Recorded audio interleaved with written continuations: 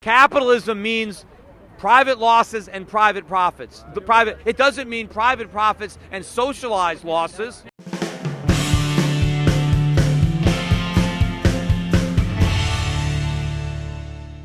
All right, this is Peter Schiff, and I've come down here to occupy Wall Street to represent the 1% and see if I can have a dialogue with the other 99%, maybe see if we can find some common ground. It's not capitalism that has failed them, it's socialism, it's corporatism, it's crony capitalism, it's fascism. That is the problem. Capitalism is the solution if we can only fully embrace it. Anyway, we got a few people around here, and I'm wondering who in particular would like to address any of their grievances. Imagine compassionate capitalism. Is there such a thing? Could there be such a thing? Well, it's the most compassionate system I know, by definition. If you make 100 million, imagine how many jobs could be created if you just made 50 million. But what you're forgetting is, if I make 100 million, I had to create a lot of jobs to make that money. That's the point. When the capitalist is making money, there's a thing called greed, and the problem with well, we all greedy. Everybody. No, we're not. Well, you cannot say that we're all greedy. Oh. You cannot. Well, don't you want things greedy. for yourself? You don't want more. You don't want better things for yourself. We better all life? do, and that's the problem. Right. Some of us are simple people. We just want a place to live. We just want some food in our refrigerator. And capitalism, we just want to take care of our kids. Capitalism is the best way to get those things. I mean, you're standing here. You're not naked. You have clothes on. The people that made those clothes did it to make a profit. And to make a profit, they had to make clothes that you can afford. Do you think that socialism is wrong? It is wrong. It's absolutely wrong. But first, why? I employ 150 people. I employ 150 people, right? I've created those jobs. How many jobs did you create? How many people did you employ? How much money have I given you? But you haven't given me anything. But my point is, I've created 150 jobs. Wait. I'm writing paychecks every week. I haven't given you anything. What do you? Everybody in this park has contributed to your fat ass bank account. How do you figure? In one way, shape, form, or fashion. fashion. How do you figure that? You know something? You need to open up your mind. Were the people in this park? Were the people in this park working 20-hour days, or when I started my company in my one-bedroom apartment? Were they there? No, they weren't. I'm quite sure they have been. Where do you stand concerning our plight? I feel for your plight. I knew these banks were going to fail. I wanted them to fail. I didn't want the government to bail them out. That's not capitalism. Capitalism would have let the banks fail. A lot of people on Wall Street would have lost their jobs if we had capitalism. Do you see this as a left-wing movement, or do you see this more as a populist, apolitical movement? Well, I think that people, especially young people, have a right to be pissed off. One of the problems people want is the forgiveness of the student loans. Why are there all these student loans? It's because the government guaranteed them. If the government minded its own business, then nobody could get a student loan. Well, there's never been a monopoly without government involvement. No, but my point is, if it wasn't for the government, college would be cheap. The tuitions would be low. It's only because the government subsidizes it and guarantees the loans. But who gets the shaft here? It's the kids. The colleges get all the money, and they stick the kids with the bill. They graduate with these worthless degrees with $100,000 or more in debt, and they can't get a job. And if they get a job, they're paying massive taxes. They're paying Social Security taxes to support a generation that voted in this Ponzi scheme before any of these people were born. They're paying income taxes. If there's anything left, they got to pay back their student loans, and they can't even discharge them in bankruptcy, and if they die, their parents are stuck with them. I think it's the corporations that get greedy and decide that, why we pay someone $8 an hour if we can get someone for 50 cents an hour in India? If you go back to the 1950s, for example, America paid the highest wages in the world, much higher than we do today, yet we produced the cheapest stuff. Our products cost less than products produced anywhere else in the world, and so we sold them all around the world. Why? How was it that we could pay the highest wages but produce the lowest cost stuff? It was because we had more capital. We had more capital because we had lower taxes and fewer regulations. What did you want to accomplish from coming to Occupy Wall Street? Well, I wanted to come down here because I see a protest movement, and I agree with the sentiment, and and I agree with the fact that you should be protesting. It's just, my point is, it's Washington that should be the recipient of the protest. You guys should be marching on the White House and the Federal Reserve demanding your freedom back. Look, Steve Jobs just passed away. He made billions. How many people here have iPhones in their pockets? I feel like what you he want is... He's not a humanitarian. He's a businessman. But dude, he enriched the lives of millions of people pursuing his own self-interest. I am not a ramp so that you can do an ollie in front of your camera. I actually want to have a conversation. The what? The 99% to 1% meme was just one meme out of many memes. What's a meme? I'm so sorry. A popular turn of phrase. Okay. So the catchphrase 99%. This is not 99% Park. It's Liberty Plaza. And the 99% catchphrase is not definitive of everyone here. It makes sense why a popularity meme would be popular. I understand you have to make money, but there's got to be regulations, because I believe in democracy, but I also believe in regulations. Right. The market has to grow at a sensible rate, right? It cannot grow too fast. Well, if the market grows too fast, it will crash. See, the regulation we want is the market. That's the regulation that works. The same thing is with labor. A corporation just can't take advantage of its workers and pay them as little as it wants, because businesses compete with one another to buy labor. Did a corporation end slavery, or did the government do it? Well, did corporations? What does slavery have to do with what we're talking about? We're saying what there is a role for government in our society, and corporations cannot do everything. But slavery was wrong to begin with, so let's not even. It was government that created it. Government is there to protect property, life, liberty, and that's it. You mentioned Walmart. So what are you afraid that Walmart's going to do to you? What am I afraid they're going to do to me? What is Walmart doing? You should go and ask the employees that are working in sweatshop type conditions that don't get enough hours, that don't have health care. How is it? Okay. Then why don't they quit? I mean, Walmart doesn't hold a gun to their head if they can get a better job. So why did the rape victim get raped? What was she doing out late at night? Do you want to go back to 1920, 1930? What is this golden year that Republicans want to go back to? I don't want. What year? The 60s? The 70s?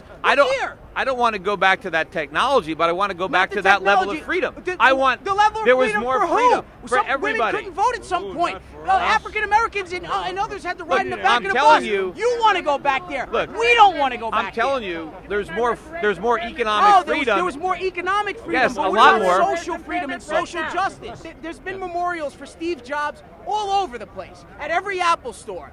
There's reporters that are all around the world that never asked one single question to Steve Jobs when he was alive. Why are you manufacturing your iPhone in China and you don't have any of your manufacturing here in the United States? And I'll tell you why. Because Do you think that's fair to the American people? Wait, the American people don't own those jobs. Steve Jobs has a right to manufacture where he wants. He does have a right to do it. And the problem is, we have made it too expensive for him to manufacture here. Oh, we did. The government. The American workers want too much? No, because the we government want put too too much much. healthcare? Oh, it's the government's fault. Remember, the reason that employers, want to lower wages is because their customers want low prices. Everybody in this park wants low prices. You can't have low prices. No, we don't. No, we don't. Do you believe that the federal government has a right to exist and to govern the lives of American people? It has the right to exist, but not in the form it exists today. It's operating outside the Constitution. Do you believe the EPA should be disbanded? I think it does a lot more harm than good. Do you believe the FDA should be disbanded? Yeah, I'd like to get rid of it. What about the FDA? Uh-huh. The Board of Education? I think we should. What about the Board of Education? I want to get rid of the entire Federal Department of Education. Yes, it is wasting our money, and it is running up the cost of education. Sir, what I've learned... No, let me finish. What I've learned over the years is to never argue with a fool, and you, my friend, are a fool. Okay, so I'm foolish, right? You're so foolish. I just stumbled into all my wealth. I run all these businesses. How could you disband the EPA and the FDA and the Board of Education? Because it's not the Board You're of an Education. idiot. You're talking about the Department of Education. No, Did I call you an idiot? Did I call you an idiot? No, you didn't. All right. 30% of the homeless people in America are veterans. So when everybody says we support the troops, that's a lie. You support the troops when they're out there getting killed or shot, but when they come home and they're homeless and they got no jobs, you don't support the troops. I didn't even, and that's why I didn't even support a lot of these wars that put those troops over there in the first place. Let me But shake your hand. We're in agreement. all right. You're saying you're against the federal government, you want it to change and all that, but you guys are the ones, or at least these guys here on Wall Street are the ones that are funding all the campaigns and putting these people in power in the first place. Right, but and then you do so because you know that they will enact policies that you want, and then you also know that once they do that, and you become friends with them through campaign fundraising and all that. That is the problem. That they will let you in the government, and you'll be like, hey, can I be Secretary of the Treasury? If they had no power, there'd be no lobbying. There'd be nothing to give out. We don't want the government to be able to pick winners and losers, to say you get a bailout and you don't, you pay a tax and you get a subsidy. That is the problem. Yeah, do you know that for years I was on television and writing books warning about all the things that have just happened? I warned about the housing bubble. I warned that it was going to crash. No, well, I tried. Those people don't listen to me in Washington. You're talking about Glass-Steagall.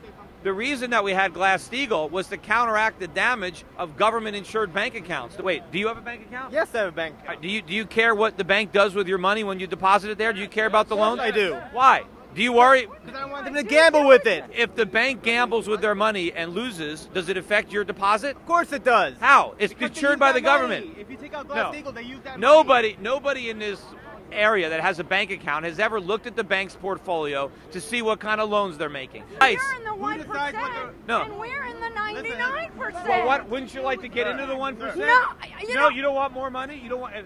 If I offered to put you in the 1% it's not right now, a matter you're of turning whether, down. and I would pay my share and get rid of the Bush hold on. tax cuts Wait a minute. immediately. What do you? Immediately. Okay, let me ask you a question. Just like Hold on. Warren Buffett and his No. secretary. What? I would Let me ask pay you a my question. fair share Let me ask you a so question. that these folks Hold on. could pay their student me ask you a loans, question. could get off of food stamps, could be you successful, a question. just Wait, like you. wait. What are you Hold on. driving? Hold on. They don't have a Hold on. car. I pay much more than 35% of my total What does income your in secretary tax. pay? What do you think of the Less than Buffett me, plan? and I employed her. Well, Buffett is full of it because Warren Buffett is the biggest shareholder in Berkshire Hathaway, so he's paying a 35% tax on his profits. I am giving the government half of what I earn. You think they should take more? I think we should get rid of the Bush tax cuts. First of all, we should get rid of the corporate income tax because corporations don't pay taxes. Either their workers pay taxes, their customers pay the tax, or their shareholders. And a lot of the shareholders are elderly people who are trying to live off their retirement savings. Or people. No. Tax people on the individual, the corporate level is a ruse. They're not paying the taxes. They're passing them on. College in New Zealand than for me to stay here and go to college. But you know what? If the government stopped subsidizing student loans, the universities would have to slash the prices, and then you can afford to go. You wouldn't need a loan. Okay. That's what Thank I you want. for the answer. Do you believe that Franklin Delano Roosevelt did what he had to do in 1939? Government intervention? No, he caused the Great Depression. See, yes, by doing exactly what Herbert Hoover did. What role did Wall Street play in this crisis in your No, they played a big role. Wall Street drank the alcohol that the Federal Reserve poured. But if there was no Fed pouring the alcohol, if Fannie and Freddie weren't guaranteeing all these mortgages, Wall Street wouldn't have originated them. So it was Wall Street working with government. But the source of the problem was government. Government started. That's how come when I was warning about the crisis back in 2004 and 2005, begging the Fed to raise interest rates, trying to get Fannie and Freddie out of the mortgage guarantee business, nobody wanted to listen to me. You know what the richest county is now in the United States? Washington County. It's now wealthier than Silicon Valley. Because it's all the money going to the bureaucrats. They're raising their pay.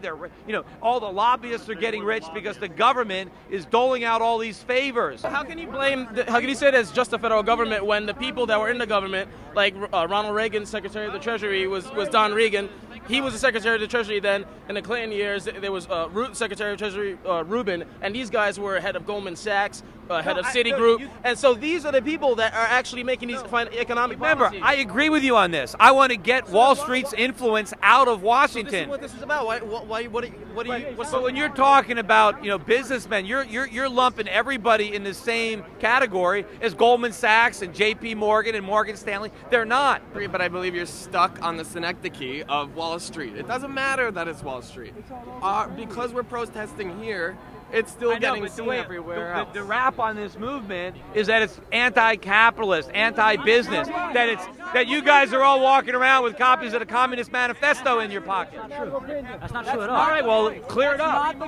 I've seen so many Ron Paul supporters and libertarians here, you'd be surprised. You sound like a libertarian yourself. 18 members of the Federal Reserve Board that have connections to the Federal Reserve are sitting right now on companies that receive part of the $700 billion TARP bailouts. What about the conflict of interest that exists between Wall Street and the Federal Reserve? You're 100% right. It's a disgrace. You know, when I was on television, when they first proposed, I was against TARP. I said, look, if there's a bank that is going to fail, you let it fail. You let the shareholders lose money. Let the bondholders lose money. Because if you bail them out now, it's a moral hazard, and we're just going to get more of that bad behavior in the future. You know, capitalism means private losses and private profits. It doesn't mean private profits and socialized losses. Banks are keeping interest rates artificially low to prop up the speculative activity on Wall Street. What we actually need in this country is higher interest rates, not lower interest rates, because that'll take the money out of Wall Street, put it back on Main Street. Businessmen can't borrow money at these low interest rates. I think if you're making more than $2 million, I think that's when we had the biggest growth in the economy is when it discouraged millionaires from paying themselves huge bonuses. They reinvested it back in their companies. They created jobs for the workers, and instead they sit on their cash now, and they let the rest of us drown in debt and then sit on the street and go homeless, and it's ridiculous.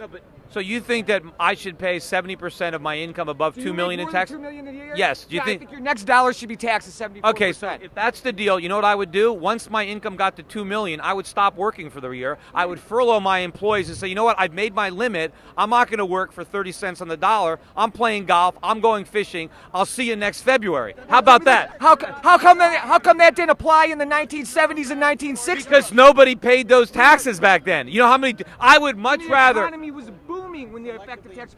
Because no one paid those high taxes. Direct correlation with the national debt and the lowering of the effective tax rate on the wealthiest people in this country. You're not fooling anybody. Well, sure. I'm also a 1%, and I think you're making us look really bad. How do you figure? Because I think your facts are wrong, your logic is wrong. I don't my- want to get into a long discussion, but I don't think that you're helping. Well, my facts aren't wrong, but as a member of the 1%, what do you think? Do you think your taxes should be raised?